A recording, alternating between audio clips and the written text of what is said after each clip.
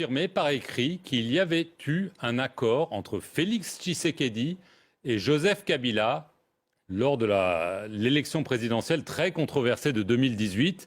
Vous affirmez qu'il s'agit d'un accord conclu juste avant la publication des résultats, devant témoins par les deux rivaux, donc, et validé par 3 chefs d'État. Est-ce que vous pouvez nous dire aujourd'hui, pour la première fois, exactement de quoi il s'agit?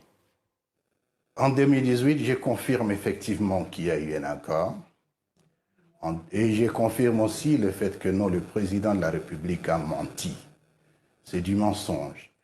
Il aurait mieux fait de me regarder en face et qu'il le dise. Pourquoi ne l'a-t-il pas dit à Kinshasa?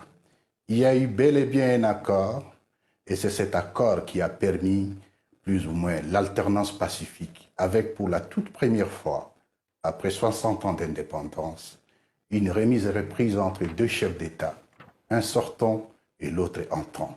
Je confirme qu'il y a eu bel et bien accord avant la publication des résultats. Alors, qu'est-ce qu'il y a dans cet accord? Il n'a pas été rendu public. Vous avez affirmé que vous en êtes l'un des rédacteurs. Que dit cet accord? Est-ce qu'il dit que Joseph Kabila et Félix Tshisekedi se mettent d'accord pour partager le pouvoir, alors que, d'après la CENCO, d'après beaucoup de pays occidentaux, l'élection n'a pas été gagnée par Félix Tshisekedi, mais par Martin Fayulu? Donc, ne revenons pas sur là. Je pense que ce n'est pas opportun de revenir sur la question de qui a gagné. Parce que de toute façon, la CENI a annoncé les résultats provisoires et les résultats définitifs ont été annoncés par la Cour constitutionnelle. L'accord était, en fait, la circonstance de 2018 est une circonstance exceptionnelle où, pour la toute première fois, on n'avait jamais eu une passation des pouvoirs. Et c'est la gestion de cette circonstance exceptionnelle où il y avait la conjugaison de plusieurs intérêts. Les intérêts de ceux qui étaient avec les différents candidats, les intérêts de la communauté internationale, mais ce qu'on a souvent oublié, les intérêts des forces de sécurité de l'art et de l'ordre. Bien entendu, la CENI devait jouer un rôle pour la paix, pour la passation pacifique du pouvoir.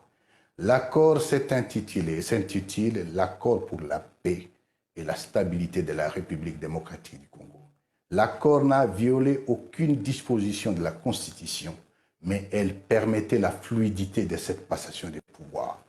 Et je confirme que l'accord a bel et bien eu lieu, mais M. Tshisekedi est habitué au parjure et à la négation, et je me demande pourquoi l'a-t-il dit à New York? Il devait le dire à Kinshasa.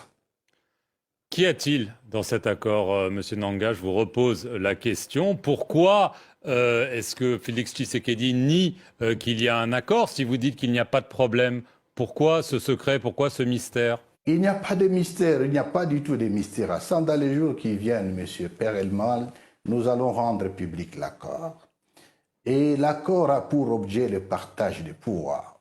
Parce qu'on était dans une situation exceptionnelle, où la majorité a été bel et bien gagnée par le FCC, alors que celui qui est passé président de la République était de l'autre bord. Et cet accord a été fait devant témoins, y compris 3 chefs d'État africains. Est-ce que vous pouvez le confirmer? Je confirme que l'accord a été signé devant témoins militaires, témoins politiques, et qu'après, l'accord a été validé et certifié par 3 chefs d'État africains. Est-ce que vous pouvez les citer? Bien entendu, le président sud-africain, c'était l'ancien président kényan et le président égyptien. Vous avez quand même dit dans une interview à Radio